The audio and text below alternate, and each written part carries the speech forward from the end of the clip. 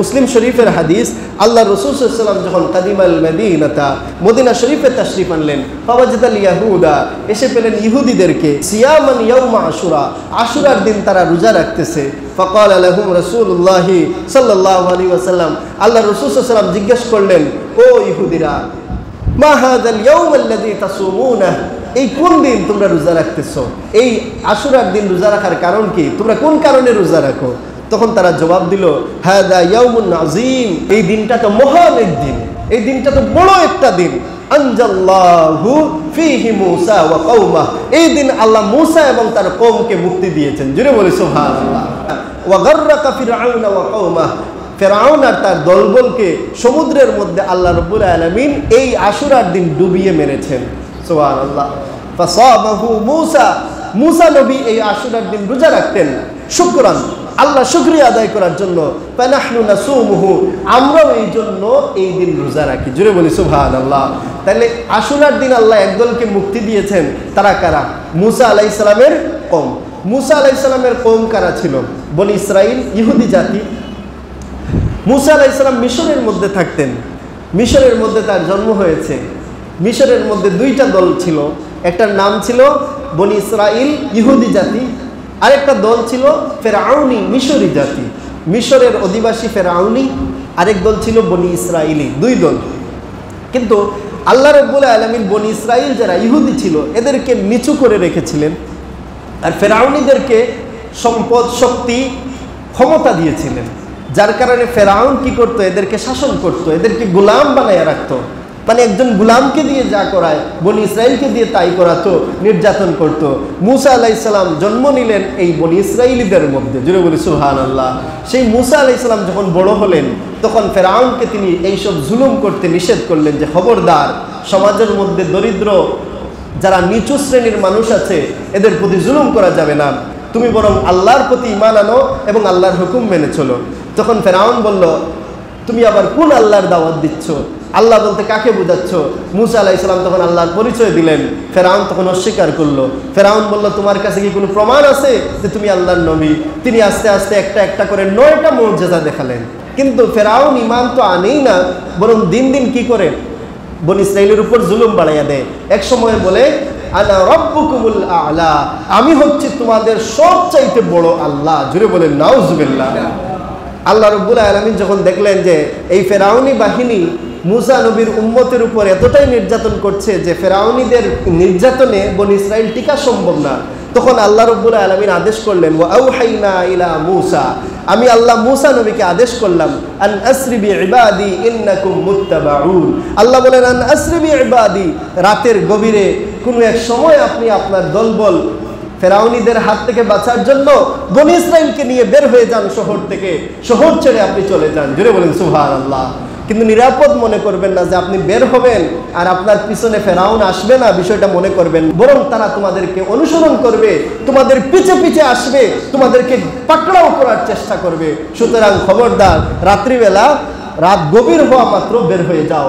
মূসা আলাইহিস সালাম তার কওমকে যখন জানিয়ে দিলেন আল্লাহ আদেশ দিয়েছেন, তিনি আমাদেরকে রাস্তা দেখাবেন, চলো আমরা বের হয়ে যাই, তখন ফেরাউনিদের হাত থেকে বাঁচার জন্য বনি ইসরাইল রাজি হলো, মূসা নবীর সাথে বের হলো, রওনা দিল। ফাআরসালা ফিরআউনু ফিল মাদাইনি হাশিরিন, যখন সকালের উপক্রম হয়ে গেল, শেষ রাত সকাল হয়ে যাবে, ওই সময় ফেরাউন কি করলো? সে যখন খবর পেল যে বনি ইসরাইল আর বাড়িতে নাই, সবাই তাদের জনপদ ছেড়ে চলে যাচ্ছে, যদি বনি ইসরাইল চলে যায় ফেরাউনের ক্ষতি হবে। কি ক্ষতি? এক নাম্বার ক্ষতি হচ্ছে যে তার দাস, তার গোলাম চলে যাচ্ছে, এখন কাজ করবে কে? তো সে তার অধীনস্থদেরকে কি ছেড়ে দিবে? না। তাই সে সমস্ত এলাকার মধ্যে খবর পাঠালো যে যেখান থেকে পারো মানুষ সংগ্রহ করো, সবাইকে নিয়ে চলো, যেভাবেই হোক মূসা নবীকে আর বনি ইসরাইলকে আটকাতে হবে, এরা কোনোভাবে পালিয়ে যেতে পারবে না।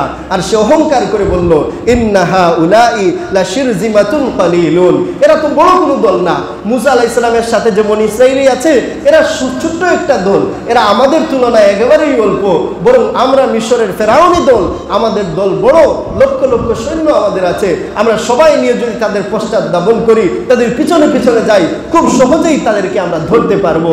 এরা ওয়া ইন্নাহুম লানা লাগাইজুন, এরা আমাদেরকে রাগান্বিত করেছে, কারণ মুসা আলাইহিস সালামের কওম যখন খবর পাইছে রাত্রিবেলা কি করবে, মুসা নবীর সাথে বের হয়ে যাবে। এখন এরা তো জাতি কোন জাতি? ইহুদি জাতি, ব্রেন বেশি।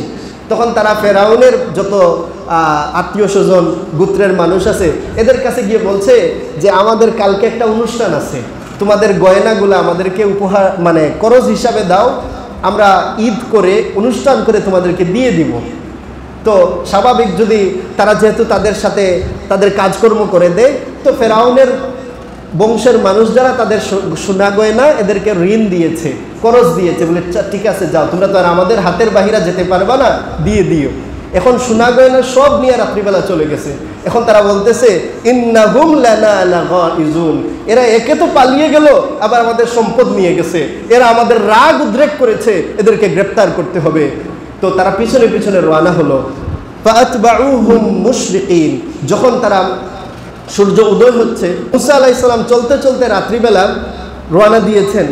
যখন তিনি সমুদ্রের কাছে আসলেন, মিশরের যে সমুদ্র দরিয়া পাড়ি দিতে হবে সেই দরিয়ার সামনে আসছেন, আর পিছনে ফেরাউনও চলে আসছে। এখন মুসা আলাইহিস সালামের কওম তো ইহুদি জাতি, এরা এদের নবীকেও পূর্ণভাবে বিশ্বাস করে না, অন্তরের মধ্যে শুধু প্রশ্ন, শুধু প্রশ্ন।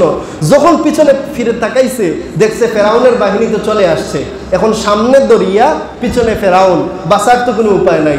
তখন মুসা আলাইহিস সালামকে বলা উচিত ছিল যে হে নবী, আপনি আল্লাহর কাছে দোয়া করেন, আল্লাহ যেন রাস্তা বের করে দেন। তারা নবী মুসাকে বলে কি, ফালাম্মা তারাআল জামআন ক্বালা আসহাবু মুসা ইন্না লামুদরাকুন, তারা বলল, যখনই দেখলো ফেরাউনের বাহিনীকে, তারা বলল, ও মুসা, কি অঙ্গীকার দিলেন আপনার আল্লাহ? আপনার আল্লাহ কি ওয়াদা দিলেন যে বললেন আমাদেরকে তিনি পার করে দিবেন?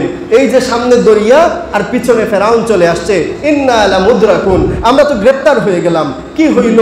তোমার কথা শুনে আমরা যে আসলাম, এখন তো হয় সমুদ্রে মরতে হবে, নাইলে ফেরাউনের হাতে বন্দী হইতে হবে। এইভাবে মুসা নবীকে তারা তিরস্কার শুরু করলো। মুসা আলাইহিস সালাম তখন তাদেরকে বলেন, কাল্লা, কখনো না, আমরা কখনো পাকড়াও হব না। ইন্না মাই রব্বি, আমার রব আমার সাথে আছেন, সাইয়াহদিন, আমার রব আমাকে রাস্তা দেখাবেন। সুবহানাল্লাহ। তো মুসা আলাইহিস সালাম এই কথা বলা মাত্র আল্লাহ রাব্বুল আলামিন বলেন, ফাআউহাইনা ইলা মুসা, আমি মুসা নবীকে সাথে সাথে একটা ওহী পাঠিয়ে দিলাম, আনিদ্রিব বিআসাকাল বাহর, ও মুসা নবী, তোমার হাতে তো আমি আল্লাহর দেওয়া মুজিজা লাঠি আছে, তুমি সেই লাঠি দিয়ে সমুদ্রে আঘাত করো। তিনি আল্লাহর আদেশ পাওয়া মাত্র তিনি তার লাঠি দিয়ে সমুদ্রে আঘাত করলেন। ফানফালাকা, সাথে সাথে সমুদ্র বিচ্ছিন্ন হয়ে গেল, মাঝখান দিয়ে রাস্তা তৈরি হয়ে গেল। এই পাশেও পানি, এই পাশেও পানি, এই পাশের পানি এই পাশে আসে না, ওই পাশের পানি এই পাশে আসে না, মাঝখান দিয়ে সুন্দর রাস্তা হয়ে গেল। আল্লাহ বলেন, ফাকানা কুল্লু ফিরকিন কাত্তাউদিল আযীম, দুই পাশে সমুদ্রের পানিগুলা পাহাড় পর্বত সম হয়ে পর্বতের মতো স্থির দাঁড়িয়ে থাকলো, কিন্তু এই পাশের পানি এই পাশে আসলো না। জুড়ে বলি সুবহানাল্লাহ। মুসা আলাইহিস সালামকে আল্লাহ বললেন যে এখন আপনি রওনা দেন, রাস্তা আপনার জন্য তৈরি, আপনি পাড়ি দেন, সমুদ্র পাড়ি দিয়ে দেন। ওয়া আজলাফনা সাম্মাল আখারিন, আল্লাহ বলেন সাম্মাল আখারিন, আমি আল্লাহর আদেশে মুসা নবী তার কওমকে নিয়ে রাস্তা দিয়ে পাড়ি দিয়ে দিলেন। সুবহানাল্লাহ। কিন্তু ফেরাউন তো আসলো, তার অবস্থা কি? আল্লাহ বলেন আগরাকনাল আখারিন, আমি ফেরাউনকে ডুবিয়ে মেরেছি। কিভাবে? আল্লাহ বলেন ওয়াজাওয়াজনা বিবানি ইসরাঈল আল বাহরা, আমি আল্লাহর আদেশে বনি ইসরাইল সমুদ্র পার হয়ে গেল। ফাআতবাহুম ফিরআউন, ফেরাউন পিছনে পিছনে আসছে, আসার পর দেখে মুসা নবীর উম্মত নাই, সমুদ্র পার হয়ে চলে গেছে।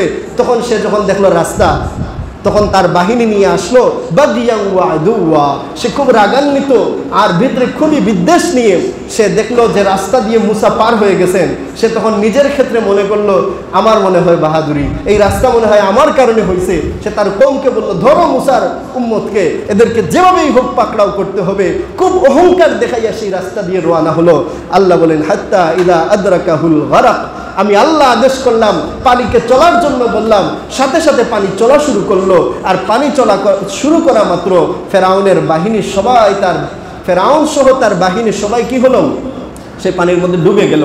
যখন ডুবে যাচ্ছিল ফেরাউন, তখন আল্লাহরে ডাক দিয়া কয়, আমানতু আন্নাহু লা ইলাহা ইল্লাল্লাযী আমানাত বিহি বানু ইসরাঈল, আল্লাহ বনি ইসরাঈল যে আল্লাহ আপনার উপরে ঈমান আনছে, আমি আজকে ফেরাউনও আপনি সেই আল্লাহর উপরে ঈমান আনলাম। ওয়া আনা মিনাল মুসলিমিন, আজ থেকে আমি মুসলমান, আল্লাহ আমারে ডুবাইও না। আল্লাহর কাছে দোয়া শুরু করছে।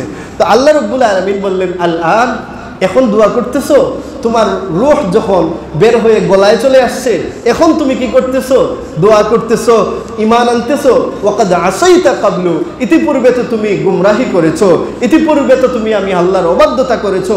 ওয়া কুনতা মিনাল মুফসিদিন, তুমি ছিলে কি? মুফসিদিন, ফাসাদ সৃষ্টিকারী, মানুষের উপর জুলুম করেছো, মানুষকে হত্যা করেছো। আজকে আমি আল্লাহ তোমাকে ছাড় দিব না, আমার শাস্তি দেওয়ার সময় চলে এসেছে। ফালইয়াউমা নুনাজ্জিকা বিবাদানিকা লিতাকুনা লিমান খালফাকা আয়া, আজকে আমি আল্লাহ তোমাকে মৃত্যু দিব, আর তোমার দেহটাকে আমি আল্লাহ বাঁচিয়ে রাখবো। তোমার দেহ পচবে না, তোমার দেহটা যেভাবে আছে সেভাবে অক্ষত রেখে দিব। ওয়া ইন্না কাসীরাম মিনান নাসি আন আয়াতিনা লাগাফিলুন, বহু মানুষ আমি আল্লাহ রাব্বুল আলামিনের নিদর্শন থেকে, আমি আল্লাহর আদেশ থেকে, আমি আল্লাহর আয়াত থেকে গাফিল থাকে। তারা তোমাকে দেখবে আর শিক্ষা নেবে। এই জন্য তোমার কিয়ামত পর্যন্ত তোমার দেহ রাখবো, কিন্তু তুমি বাঁচবে না, তোমাকে আমি আল্লাহ ধ্বংস করে দিব। এই যে মুসা আলাইহিস সালামকে আল্লাহ ফেরাউনের বাহিনীর হাত থেকে রক্ষা করেছিলেন, সেই দিনটা ছিল এই আশুরার দিন। এই জন্য, আর এই আশুরা হচ্ছে মুহররমের কত তারিখ? 10 তারিখ। এই জন্য আমরা এই মাসটাকেও গুরুত্ব দিব, আর বিশেষভাবে এই মাসের মুহররমের আশুরার দিনটাকে আমরা গুরুত্ব দিয়ে ইবাদত করব।